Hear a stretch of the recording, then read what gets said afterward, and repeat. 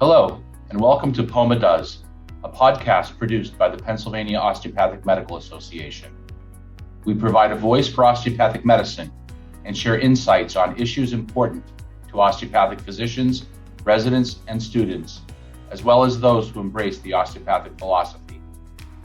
POMA's mission is to promote the distinctive philosophy and practice of osteopathic medicine in Pennsylvania for our members and their patients. Thanks for tuning in.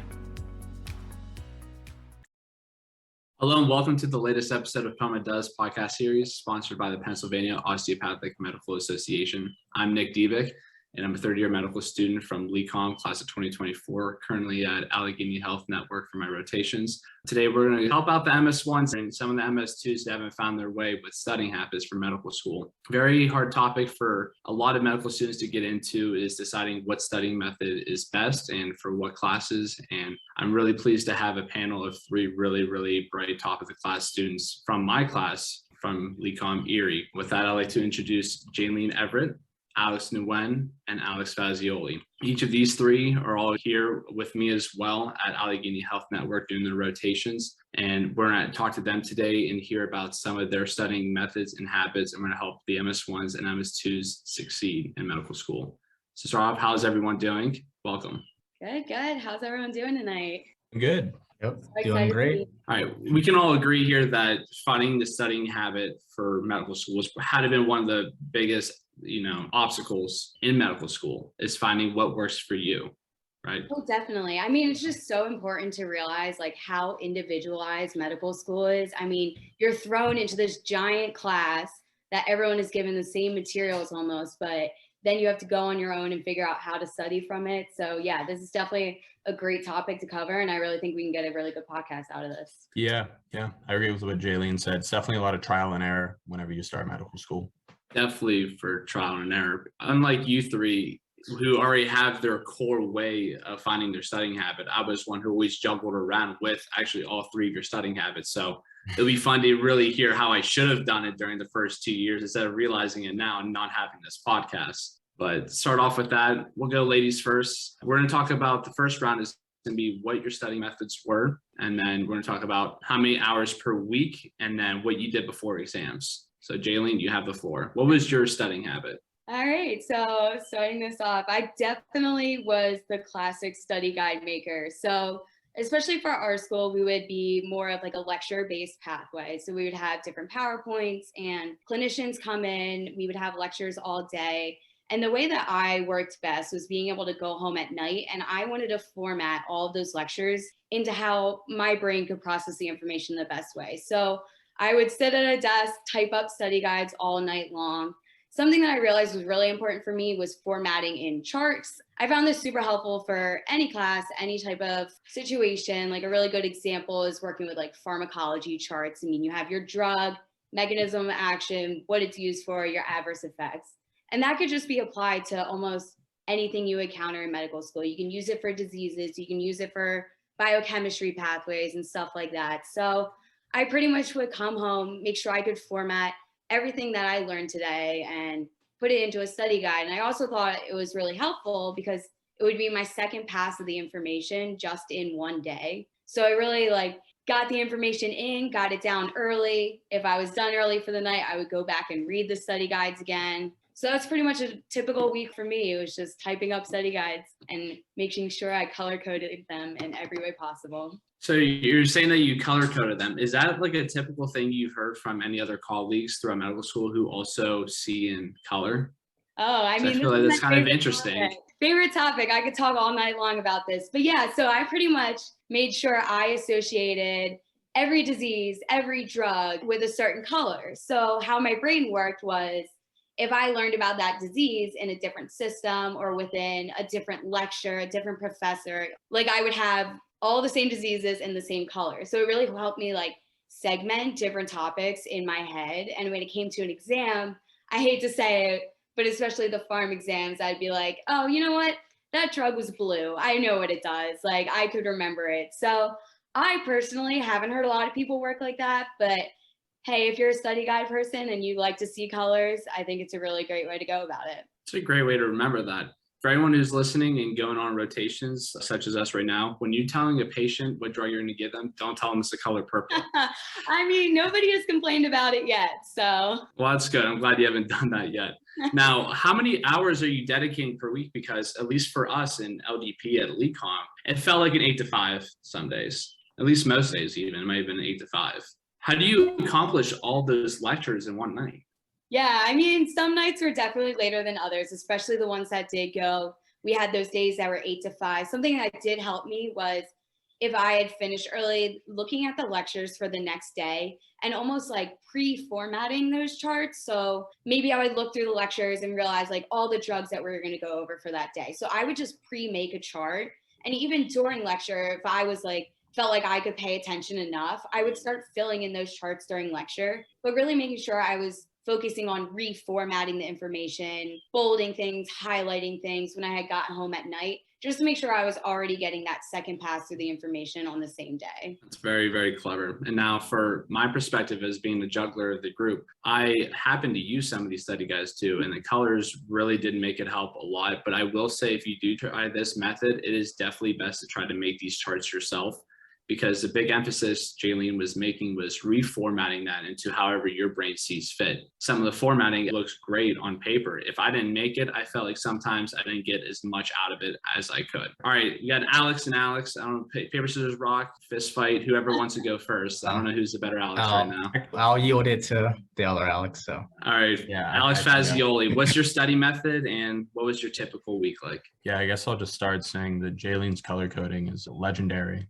at LeCom. So it is. But I did not see in color during exams. You know, it was black and white and I saw nature choices. I guess I should start saying that I was problem-based learning at LeCom. So that's a little different than what Jaylene did, because she would go to lecture, like she said, most of the day. And I wouldn't really have to meet for class all that much, maybe like 2 to 3 times per week. It could be like 2 hours, 3 hours. So I had a lot more free time to spend studying. So I was a flashcard learner in medical school. My main study method was to use Anki. So what would happen is during PBL, we would do a case, and then as a group, we would pick learning issues. And then I would go through after the case and use those learning issues to figure out what certain flashcards I should pick. I would pretty much spend most of my day just clicking my space bar, doing Anki, and I would try and do like active recall. I wouldn't just read the flashcards. I would try and test myself in my head. I would use a lot of like close A and other things that you can do on Anki that can kind of make it more interactive. So you're not just sitting there like looking at a flashcard. And I really felt like that helped me recall information pretty well on exam days. Outside of Anki, I would occasionally watch videos on either POMA or Sketchy if I felt like a certain topic or subject wasn't coming together for me. And that kind of helped me like get organized. And then I also like doing a lot of practice problems, especially as I would getting closer to exams. I like to do just a ton of problems to really test my knowledge, see what I know. Now, for those who don't know much about Anki, or I'm sure everyone's heard of it when you go through the doors of medical school, Anki is going to be a flashcard-based set that utilizes spaced repetition to really recall that memory of cards you've done days previously and even weeks later. Big thing about Anki too, there's certain decks that have already been pre-made. So I don't know if you did this, Alex, but for your PBL sessions, would you just like type in a topic and then it would drop down all the cards that are associated with a certain disease? Yeah, so that's a good point. You can download, a lot of kids I knew use the On King deck. There's like a Zonky. You can go online and find a lot of good resources and find pre-made cards. So that would help me save a lot of time because I didn't actually have to make my flashcards. I could just go, and the flashcards on Anki would actually have a lot of other resources threaded into them, like first aid, POMA, Sketchy. So then you can do the flashcard and it'll actually, someone took hours to go and take the information from like first aid and put it in the flashcard, and you can do like a little drop down menu. It's honestly like the perfect resource because it has everything in it. I don't recommend looking at everything all the time, but it can definitely be a great resource. Now, did you ever feel the need to make your own cards? So just to tie in from Jaylene's method, how I was explaining is that she makes the charts, she formats them in her own way, which utilizes more knowledge, or is easier to retain, I should say, when you do that. Did you ever make your own cards, or did you feel that the Anki or Zonky decks were good enough? I would make my own cards occasionally, and sometimes at LeCom we might get like a learning topic that there wasn't in a specific card for, and I would make it. And I definitely do feel like when you make your own resources like a study guide or a flashcard, it sticks a little bit easier. But just with the sheer volume that I was facing with PBL in general, I wouldn't. But Anki's I think it's very user friendly. It doesn't take very long to figure out how to use, and you can make flashcards pretty quickly. And you can even make like decks too. You can tag your cards, you can color code them. I'm sure Jaylene would love that. I'm sure she would. I should have tried this. Yeah, exactly. For those who are interested in Anki, I know there's a lot of YouTube videos to show you how to easily go through and formatting and just utilizing Anki, and it's all free. From my perspective, this is probably what I used the most in school, and I don't know if it's out of laziness because everything was already given to me, everything was made, all the resources, everyone talks about medical schools in one place. I mean, what more could you want? But tapping the space bar, it gets away from you sometimes, but if you ever try that, you'll know what I mean. All right, let's go to our last study method. What do we have, Alex? So I am not a study guide maker or an Anki maker. I'm very much take what is given to me because I'm quite lazy. So like I never like to take the time to like make my own decks. I never like to take the time to like watch a YouTube video to like learn how to use Anki, even though it's probably a bigger deal that I'm making it. And then so I guess it depends mostly on the curriculum you're in. Like if you have the luxury of having a PowerPoint provided to you, I would just read off the PowerPoint for the most part. And then if I needed supplemental material, I'd go to like the textbooks that they're referencing. Because believe it or not, like most of the PowerPoints that are given by like clinical professors, like the textbook publishers are the ones who make the PowerPoint. So the textbook is literally word for word with the PowerPoint saying pictures are the same. It's just a bit more of a cohesive story in the textbook, but like it gets a little dense, so I can see why people won't use it. But I definitely just read from the PowerPoint. If I needed some more, I'd use the textbook.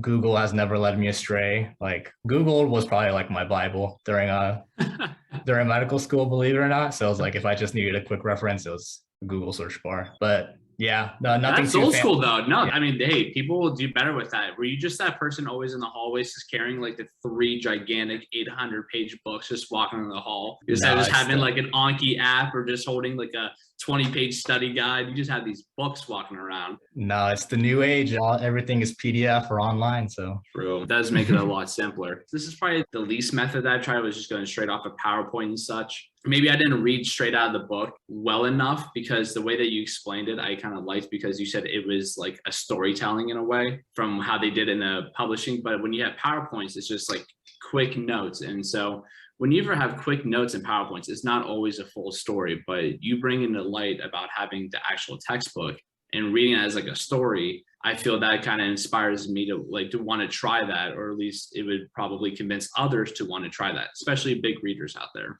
Because we all know we're in medical school, we're nerds. Yeah, I was definitely more of a read it to understand it. And then like, I never really liked memorizing, but like, obviously there are some classes where you just have to memorize it, like drugs and bacteria. There's just no way around it. It was just the textbook, I think, just give you the full picture in a way that like, it's hard to forget it once you understand it. Like it's important to like, if you have the luxury of lectures, like, or you can see it as a disadvantage too. But if you're sitting in lectures, that's the time you really take to understand the material, so that when you're reviewing later in the week, you're just reading it with the full concept in your head. You're not memorizing any false information, or it's just getting a basic foundation in the beginning and then reading it over and over and over again. Right. Now, you mentioned something about classes and memorizing. That's going to be our next topic, is what studying habits worked for each of those classes. But real quick, I just want to recap. How many hours per week do you think you spent outside of class doing your studying habit? And then we're going to go back to the other Alex to ask about that as well. So depends on how often you have exams, or if it's earlier in the block where you don't have an exam, you can kind of take it easy. Just make sure you pay attention during class. This is usually what I did, so that I knew the concept and I make sure I understood it. And then later towards the week, I would probably like Thursday, Friday, start reading a couple hours. And then the weekend was like a full work day of like 8 hours of reading the material. Depends on the system, but few hours on the weekdays on the lighter half, and then full work days on the weekends is usually what it took. Yeah, weekends seem to be that guy. You wake up, crack of dawn, and you're there for about 8 to 12 hours studying. I feel that's gotta be pretty universal against all medical students. How about you, other Alex? Yeah, so Just because of, like I said, PBL, I didn't really have class a whole lot. I could really study for 8 to 10 hours a day. And that's what I would do on average. And you mentioned spaced repetition. I felt like it really helped me to keep getting through all of my flashcards as they would build up. For PBL, we would have about a month between exams. So we would have a lot of material to get through, and I tried to get through it as many times as I could. That makes sense. We're going to go and switch around to what classes worked for these study habits and what didn't. So we're going to go back to the top of the key. We're going to go back to ladies first. All right, Jaylene, tell us what classes, even like basic sciences, and then talking about systems, did the chart work for everything? Do you have a color for every subject? I mean, there's a lot of colors on the color wheel, so I'm assuming you had to assign all of them by now. I know. It's the worst when like they start to blend together and you just have multiple blues in your head and they all mean different things. But for me, I actually did end up using this for pretty much everything. So something just being on a POMA podcast right now to point out is I actually did use this for OPP as well. So I would use it for all the special tests that we learned about. It was great for counter strain. You would have the picture, the location, the position you put the patient in, and stuff like that. So I just think it's really applicable for all of the classes, especially in an osteopathic school as well. For systems, I thought it was great because we would take all different parts of a system. So you would get the pharmacology, you would get the pathology, you would get the micro, and you would put all of those into, let's say, like the cardiovascular system. So I just thought it was really important to have each class together almost. Like I would put all the micro lectures together into one chart because it was always learning about an associated bacteria about the heart and stuff like that. And it was the same thing with the diseases and the clinical lectures. I would make sure they would all be in one section under my study guide because that honestly saved a lot of time because at one point during systems, you're overlapping. You're learning about, if we're in cardio, you're learning about the cardiomyopathies, you're learning about them multiple times. So if you just have one chart for them and making sure you're having all the details that you get from different lectures, you know that you're going to get multiple questions on that topic on a given exam. So if you have one very extensive chart covering all the little details, it's going to be a lot easier to memorize.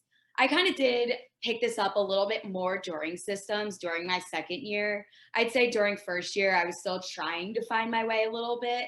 But when I did end up starting these charts during first year for the basic sciences, such as biochemistry or like pharmacology, I did notice a significant improvement in my grades. So I'm definitely glad that I did find my way, I'd say sort of early on, about halfway through first year, and then keep it going all the way up through dedicated board studying. So I really enjoyed it for all the classes that I had. Now, for the classes that you had, especially with systems that integrated all of those basic sciences, did you reuse the charts? That had to save you time at some point in the second year from making all those charts in the first year. Oh yeah, I mean, especially when boards time rolled around, I would even go to take boards questions. Oh my gosh, this is almost so embarrassing. I would take boards questions and I would associate it with a color or somewhere in my chart.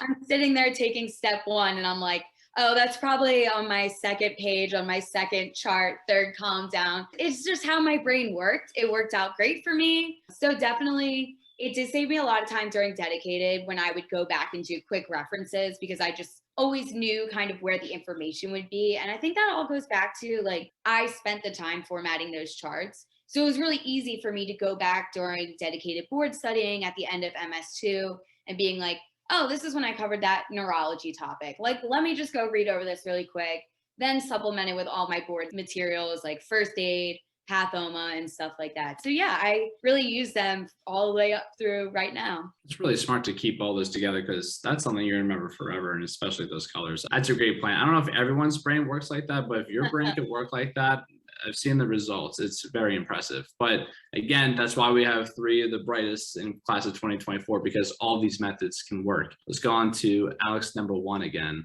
about what classes did Anki work for and what classes did it not work for? Good question. So again, just because PBL is a little bit different, like systems and basic sciences, they were all one. So I used Anki pretty much the entire time that I did PBL. But I would say the subjects that I changed my study methods the most were anatomy and neuroanatomy. And it was similar for both. I still did flashcards, but I spent a lot of time drawing on my iPad, like vasculature, like nerve pathways, the cranial nerves, the brachial plexus, and that helped me memorize those a lot. And whenever there would be a lesion on the exam, drawing them out helped me just kind of like think about how whatever, like however the nerve functioned or like what the artery was supplying. And then I also spent a lot of time looking at pictures for anatomy and neuroanatomy, just because I think with anatomy, it helps if you're just able to visualize it. But it was pretty simple with PBL. I was able to do the anatomy method pretty much the whole time, and I was able to use it for boards too. Now with anatomy, I remember from Anki, you gotta give me the name. What's like the special feature in Anki where you have an image and then you put like the little highlighted boxes? Oh yeah, I know what you're talking about. I can try and look that up. I'll look that up and get back to you. It's because I remember that during anatomy first year. This was a great tool for anyone who's listening who's really good with visual learning. You could have a picture up, say like you have the boxes of us four up right now that we're on this video. And you could put a flashcard pretty much, or like blank out someone's face, and like that's your flashcard. And then I'll do that for the next one and then the next one. So if you're a visual learner, you could really take advantage of Anki by doing that. Occlude image. Occlude, there it is. Yes. I see. That's our Anki king right there. And then you could like have all the blocks on a picture, and then you could like block something out and it shows up red and you're like, what is this? Look to YouTube for that or call Alex Fazioli. He would be more than welcome to help you out. Alex Nguyen, what do we got? What classes worked with the big books and PDFs, which didn't? Well, like I said, basically it didn't really work for the ones that required memorization. So like pharmacology, microbiology for the most part, for the stuff that needed memorization. Like, because at some point you're just rereading the same stuff over and over again. So like, right. I still was stubborn. I probably resorted to flashcards like twice, but then again, I got lazy. So it ended up me just reading the same PowerPoint slides like 10 times over and over again. So the PowerPoint slides basically just turn into flashcards. You just got to stick to your habits. I mean, do you regret ever going away from your habits? Because there's certain classes that you said you had to memorize for. Did you switch to those methods? Like, did you switch to flashcards for those? And if so, do you regret ever going away from your actual habit of reading? Yeah, I don't doubt that I would have gotten better scores if had I like resorted to flashcards during those classes, but I was quite lazy sometimes. But like there were some exams where I did where I was feeling the pressure. That totally makes sense. As the juggler of the group, I definitely felt that doing new studying methods seemed fun at first because it was like something new. It's going to work out.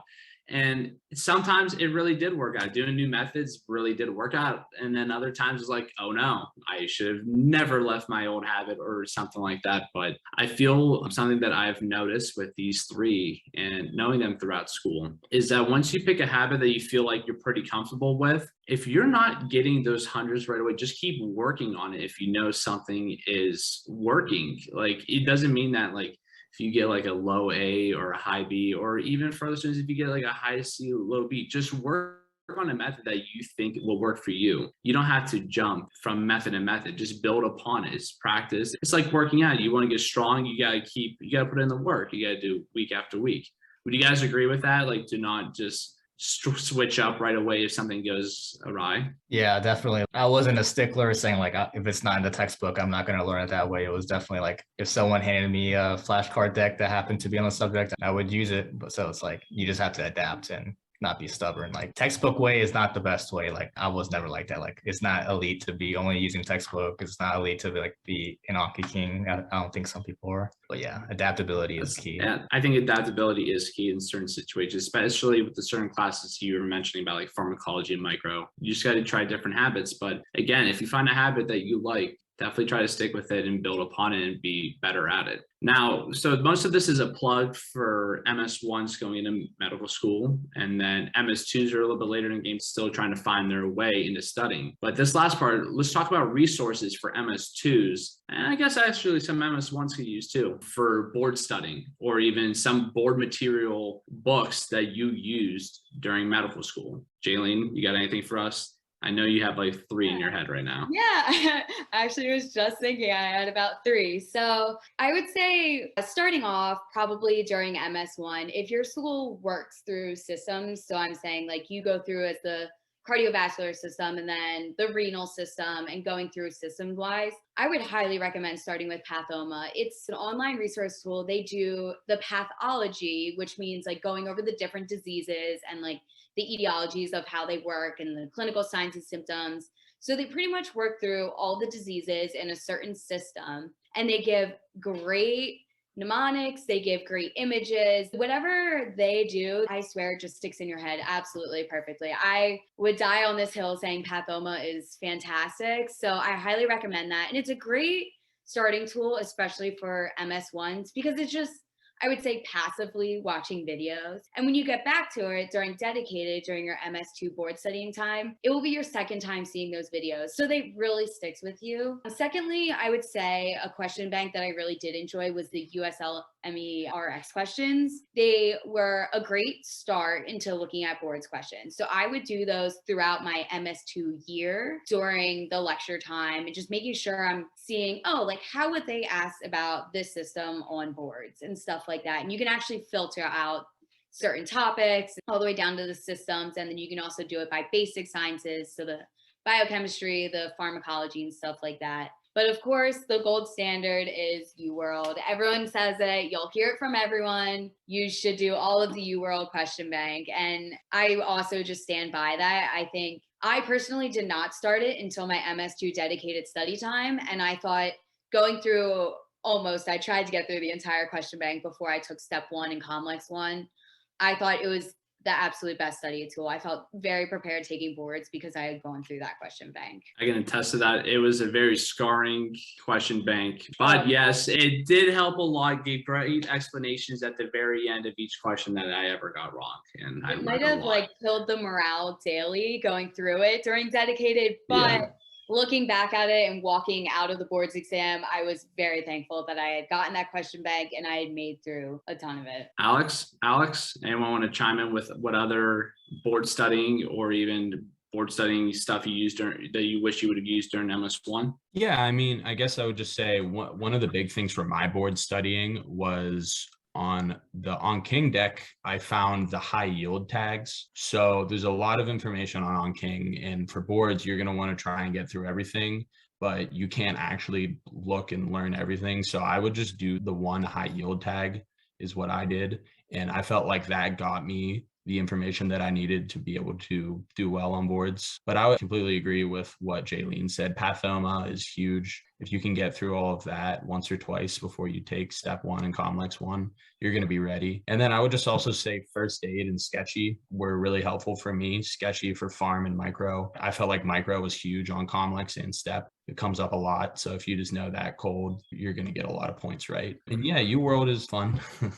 Yeah, we could call it that. You ready. Yeah. You come out a better person in the end. We'll just leave it at that. But I like what you mentioned about the tags and learning about Anki, because even for step 2 right now during rotations, so if any MS3s out there listening, there are tags already for each rotation that you're on, and it also has a high yield deck for it too. And I've been using that, and I honestly really like that. And yeah, Anki has a lot of great little snippets of information to make organization in your studying life a lot easier. So we mentioned Pathoma, we mentioned first aid, we mentioned UWorld. We got a little snippet of what you said about sketchy. Alex and Ryan, can you tell us more about what sketchy is for anyone and what classes it would be good? Sketchy was not my main mode of studying for microbiology and pharmacology, but I hear on people's lives that sketchy saves them through their classes. I have seen a few, and I won't lie. Well, first of all, sketchy is short little, depending on the subject, 10 to 20 minute videos that help you organize a certain bacteria or a certain class of drugs in an easy way to memorize and associate with each other. So it's a very quick, high yield topic in a short amount of time, getting those points in where they need to be. For viewers, real quick, I don't mean to interrupt. Sketchy, they make really goofy pictures. It's pretty much storytelling. There's a narrator who takes a subject, as Alex was saying, and they make the most ridiculous story with the most ridiculous characters you could think of. And I think the more ridiculous something is, I feel like people remember it a lot better. So yeah, people do die on that hill for that.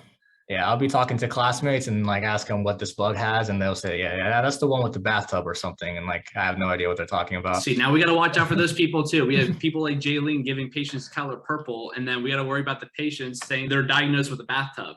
So we got to worry about that kind of stuff. But if you're able to split those up and use actual medical terms, it'll work out for you in See, the now end. you say that. You say bathtub, and I just heard Pseudomonas. Like, I don't even know what you're talking about.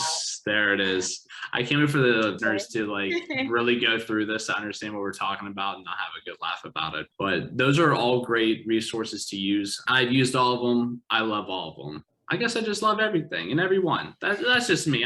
That's what a juggler is. So if you're the juggler of the class, great. We could be friends. I'm excited to meet you. Before we wrap everything up, and my last comments to the MS1s, MS2s out there who are embarking and finding a studying habit or even embracing medical school. Yeah. I mean, I just think it's so important just after having this conversation with 3 people who are so polar opposites in everything you do, just making sure you realize that that is okay, and to never feel pressured to do someone else's studying methods because you think it might be better. So I really struggled with when we came into medical school. I felt like everyone was telling me like, oh, you have to study this way. Like you have to do Anki, you have to do this and that. And honestly, everything that people was telling me, it didn't work out for me. Nobody was really telling me about typing up study guides or anything like that. So I think it's really important to just, if you find something that works with you, it's okay to stick with that. And you do not have to feel pressured to do other things. I mean, I remember when I was going to start studying for boards, I was like, oh, maybe now would be a great time to start Anki. I think I made it for 2 hours and I was like, that was the worst 2 hours of my life. So you can make it through medical school without doing Anki. Some people will tell you otherwise, and you can make it through medical school doing your own method of studying if it works really well for you. So I just think it's really important to talk about how the 3 of us were so different, but we all really, really worked out for every single one of us. It's a great takeaway. Find what works for you. Don't listen to the haters. We love that kind of advice. That's all I can say. Yeah. We love it. Alex Fazioli, what do you have? Yeah, well, good point, Jaylene. I would agree. I would say, especially at the beginning of medical school, you're going to get like a million different resources thrown at you and like people telling you how to study certain ways. I would just say, don't feel like you need to do everything. Like find 3 or 4 good things that you feel like work for you. Like if you just want to use first aid, pathoma, sketchy, like that's reasonable. If you want to just use Anki most of the time like me, it'll work. If you just want to make study guides, it'll work. But yeah, just find what works for you and block out the noise, like Nick said. Best advice you can give. Alex DeWen, any last comments? Yeah, just reiterating what everyone's saying, like you can succeed with anything. There's been people getting 99th percentile with a bunch of different studying methods. So there's no one trick pony, no guide to success. It's just how gritty you are, how much you can sit down and study. I will say one thing that I forgot to mention that I wish I picked up earlier in my studying habits was AMBOSS. AMBOSS, I think, was a really good resource, especially when it came to like system-based or like more clinical topics, because the textbook is not exactly as valuable, I think, for like clinicians type of viewpoints. So AMBOSS is, I would just sum it up as like medical school Wikipedia. Like you type in a certain disease and it'll tell you everything you need to know that's medical school relevant. And they'll even highlight like the high yield topics. So I would use that for like my systems, and I even used it during my board studying. So if you just want a quick resource to look at, like I just want to know the simple fact, I don't want to dive too deep, waste too much time, just AMBOSS is a good way to do it. We got bonus points from Alex DeWen in the last comment round. We'd love that. And lastly, for me, my biggest takeaway is that you've heard from all of us tonight, and I'm sure everyone knows, or at least going into medical school, it is a very, very challenging time of your life. It's very stressful. A lot of people get down. Find good friends to be around with. They make life a lot easier. And in the end too, everything's going to be okay. And be sure to take time for yourself, your friends, your family, and loved ones, because that's your supporting cast and you need them in your life to be able to go through these challenging times. So I'd like to thank each of you for coming out and talking about these main topics about making your own charts, going through Anki, and just reading PowerPoints and books. I'm sure this is going to really help propel MS1s and MS2s in being better physicians in the future. If you have any feedback or episode ideas, please email POMA@POMA.org, and be sure to subscribe to POMA Does podcast series on your favorite podcast platform, or check out POMA's YouTube channel. Thank you again, everybody. Have a great night. And to all the viewers, we'll see you next time. Thank you for joining us for this edition of POMA Does. Be sure to subscribe to POMA Does wherever you listen to your podcasts, and tell your friends and colleagues to tune in. Learn more about osteopathic medicine and POMA on our webpage, www.poma.org, and join the conversation on social media. We're on Facebook, Instagram, LinkedIn, Twitter, and YouTube, or email us at poma@poma.org. We'd love to hear from you. Join us next time for another edition of POMA Does.